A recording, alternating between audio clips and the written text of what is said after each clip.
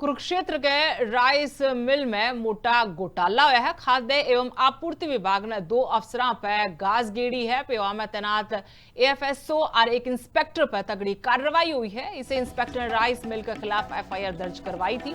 Physical verification में कति मोटा जोड़ पकड़ा गया। करीब 24,318 क्विंटल धान कम मिला। लगभग 5 करोड़ 81 लाख रुपया का चूना लाया गया है।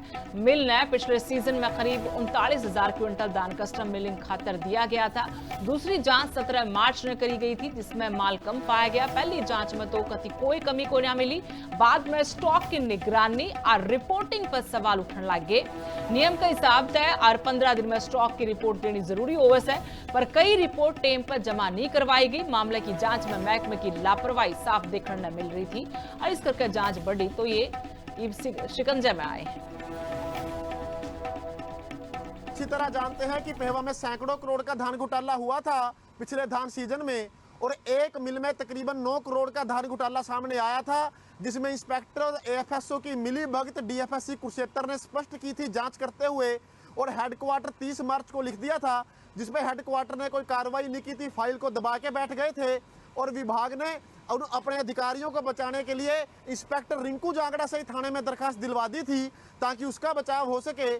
तो उस मामले में परसों हम माननीय मंत्री राजेश नागर जी से मिले थे।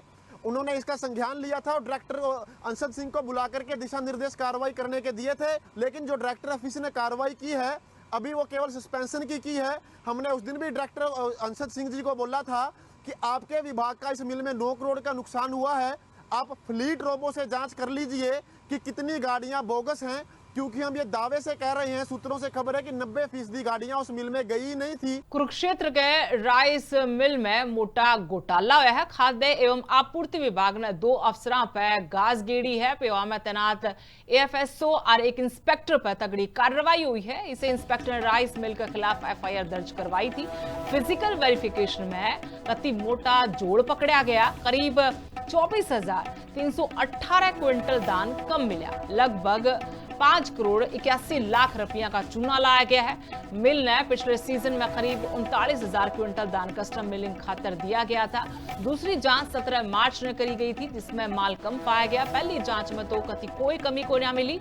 बाद में स्टॉक की निगरानी और रिपोर्टिंग पर सवाल उठने लग गए। नियम का हिसाब तय और 15 दिन में स्टॉक की रिपोर्ट देनी जरूरी हो वैसे, पर कई रिपोर्ट टेम पर जमा नहीं करवाई गई। मामले की जांच में महकमे की लापरवाही साफ देखने मिल रही थी और इस करके जांच बढ़ी तो ये शिकंजे में आए हैं। अच्छी तरह जानते हैं कि पेहवा में सैकड़ों करोड़ का धान घोटाला हुआ था पिछले धान सीजन में, और एक मिल में तकरीबन 9 करोड़ का धान घोटाला सामने आया था, जिसमें इंस्पेक्टर एएफएसओ की मिली भगत डीएफएससी कुरुक्षेत्र ने स्पष्ट की थी जांच करते हुए, और हेडक्वार्टर 30 मार्च को लिख दिया था, जिसमें हेडक्वार्टर ने कोई कार्रवाई नहीं की थी, फाइल को दबा के बैठ गए थे।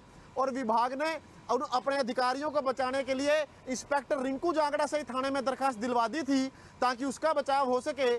तो उस मामले में परसों हम माननीय मंत्री राजेश नागर जी से मिले थे।